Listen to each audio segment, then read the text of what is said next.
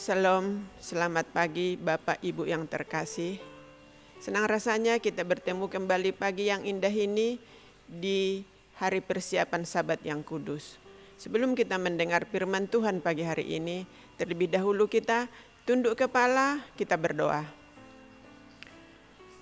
Tuhan Allah Bapa kami yang di sorga, kami datang ke hadirat-Mu di pagi hari ini dengan kerendahan hati kami, mengucapkan puji syukur terima kasih atas berkat, pertolongan, perlindungan, dan penjagaan Tuhan dalam istirahat kami sepanjang malam. Tiba saatnya kami pagi hari ini mau mendengar sebagian daripada firman Tuhan. Biarlah apa yang kami dengar dapat kami terapkan di dalam kehidupan kami melalui pertolongan Roh Kudus Tuhan. Karena Tuhan mengampuni dosa-dosa kami yang begitu banyak. Dalam nama Yesus kami berdoa. Amin. Bapak Ibu yang terkasih, judul renungan kita pada pagi hari ini, hubungan kasih sayang dalam kealahan, yang berbunyi, Allahku, Allahku, mengapa engkau meninggalkan aku? Yang terdapat dalam Markus 15 ayat yang ke-34. Alkitab Perjanjian Baru menunjukkan kedatangan Kristus yang kedua kali ini memberikan pandangan yang lebih jelas tentang Allah Tritunggal itu. Misalnya, Injil Yohanes menyingkapkan bahwa kealahan terdiri dari Allah Bapa, Allah Anak, dan Allah Roh Kudus. Sebuah kesatuan dari tiga pribadi kekal yang memiliki keunikan dan hubungan yang misterius. Misalnya, ketika Kristus berseru sebagaimana tertulis di ayat inti di atas, Allahku, Allahku, mengapa engkau meninggalkan aku? Ini menunjukkan bahwa Yesus menderita terasing dari Bapanya yang disebabkan oleh karena adanya dosa. Jadi dosalah yang telah merusak hubungan yang sebenarnya antara manusia dengan Allah. Seperti yang terdapat di dalam Kejadian 3 ayat 6-10. Kejadian 3, 6-10 kita baca bersama-sama. Perempuan itu melihat bahwa buah pohon itu baik untuk dimakan dan sedap kelihatannya.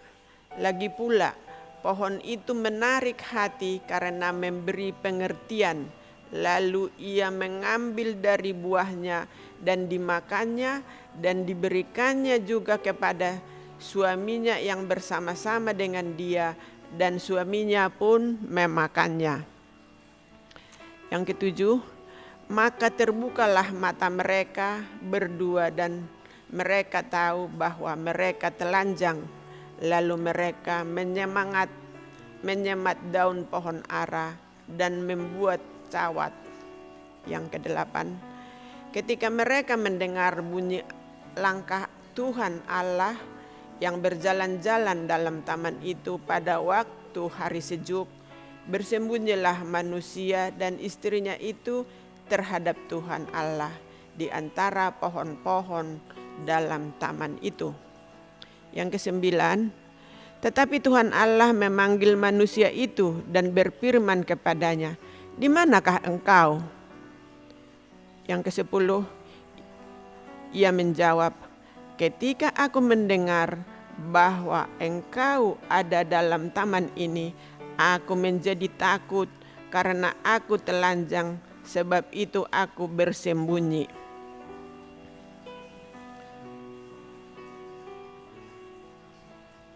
Kita lanjutkan di dalam Yesaya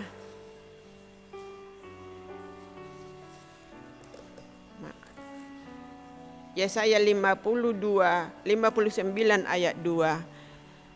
Tetapi yang merupakan pemisah antara kamu dan Allahmu ialah segala kejahatanmu, dan yang membuat dia menyembunyikan diri terhadap kamu sehingga ia tidak mendengar ialah segala dosamu.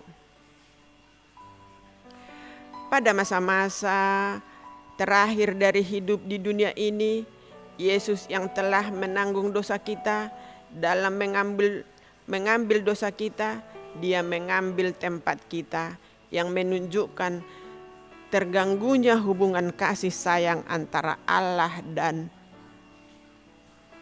Yesus. Orang-orang berdosa tidak akan pernah mengerti apa arti kematian Yesus terhadap kealahan. Sejak kekekalan Dia telah bersama Allah Bapa dan Allah Roh.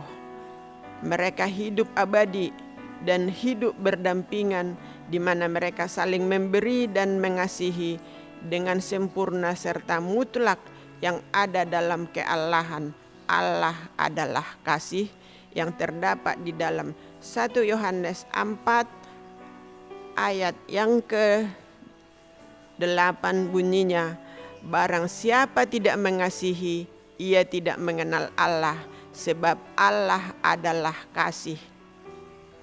Berarti bahwa masing-masing hidup untuk yang lain sehingga mereka mengalami kesempurnaan dan kebahagiaan yang lengkap.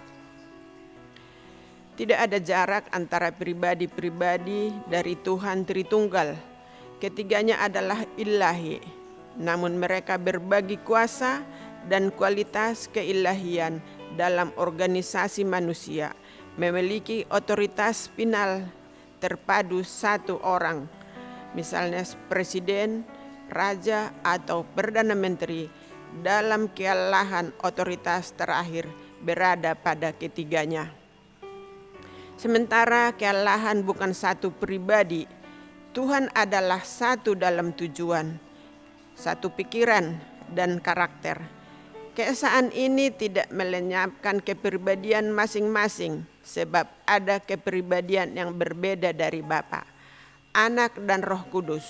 Namun terpisahnya kepribadian dalam keilahian tidak menghancurkan persekutuan monoteistik di dalam kitab suci bahwa Bapa, Anak, dan Roh Kudus adalah Tuhan yang esa. Sementara banyak yang tidak mudah mengerti akan prinsip Tritunggal, namun kita dapat mengerti bahwa Tuhan adalah kasih, dan kasih itu tidak harus dinyatakan.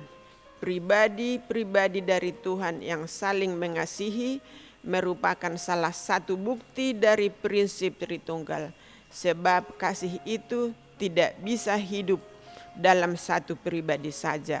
Dengan memandang akan teladan kasih-Nya, semoga kita pun dapat menghidupkan kasih itu kepada satu sama lain, termasuk musuh kita. Dikatakan firman pagi hari ini, katanya kita mengasihi musuh kita. Apakah kita sudah bisa mengasihi musuh kita? Kita jawab di dalam hati kita, pribadi lepas pribadi. Kiranya Tuhan memberkati kita sepanjang hari persiapan ini. Di dalam nama Yesus kita berdoa. Amin. Shalom. Selamat pagi Bapak Ibu yang